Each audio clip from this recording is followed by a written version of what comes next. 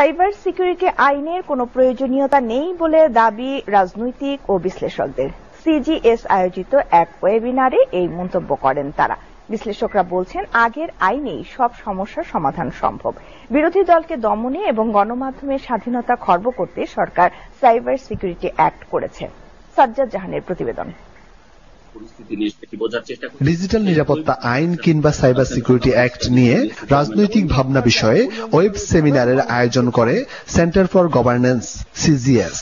আমাদের আইনমন্ত্রী বিভিন্ন সময় বলেছেন ডিজিটাল সিকিউরিটি অ্যাক্টের সময় যে আইন ঠিক আছে, কিন্তু আইনের প্রয়োগ হয়তো যথাযথ হয়নি।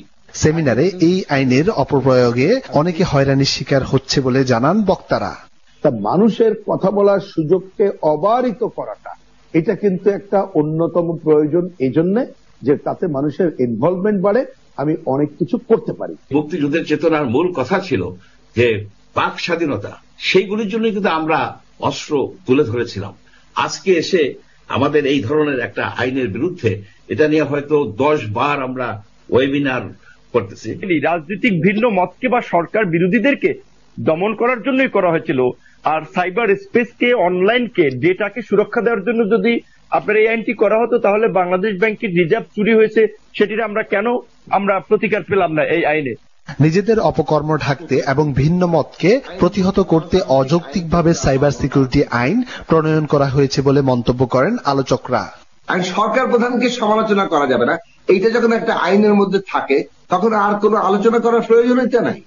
ফলে এই যে জামিন একটু কমানো হয়েছে, কি বলে জামিন কিছু কিছু জায়গায় বাড়ানো হয়েছে, কিংবা জরিমানা কমানো হয়েছে, কি শাস্তি কিছুটা কমানো হয়েছে, এগুলো যে সম্পূর্ণভাবে লোক দেখানো, সেটা তো আজকে আসলে প্রমাণিত। এখানে কেবলমাত্র শাসক গোষ্ঠী এবং তাদের কিছু লোকজনের অপকর্মকে ঢেকে রাখা এবং তাদের ব্যাপারে কথা না বলা এবং তাদের যে দুর্বলতাগুলো রয়েছে, অক্ষমতাগুলো রয়েছে, এইগুলো যেন জনসম্মুখে প্রকাশিত না হয়ে যায়। তাদের যে বস্ত্র রয়েছে সেটি যেন বেইজ্জতি না হয়ে যায়।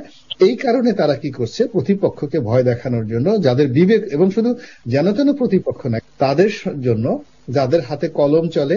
জাতীয় সংসদের হুইপ নজরুল ইসলাম বাবু দাবি করেন, ডিজিটাল প্ল্যাটফর্মে জনগণের নিরাপত্তা নিশ্চিতে এই আইন পাশ করা হয়েছে।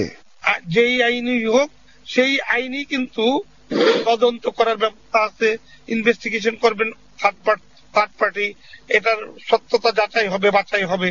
বিনা অপরাধী কেউ কিন্তু কোনোদিন জুড়ে যায় না। কোন নিরপরাধ মানুষ যাতে এই আইনের কারণে হয়রানির শিকার না হয়, এ বিষয়ে সতর্ক থাকার আহ্বান জানান বিশিষ্টজনরা। তার আগে আইসিটি অ্যাক্ট, এখন সাইবার। সাজ্জাদ জাহান, এসএটিভি, ঢাকা।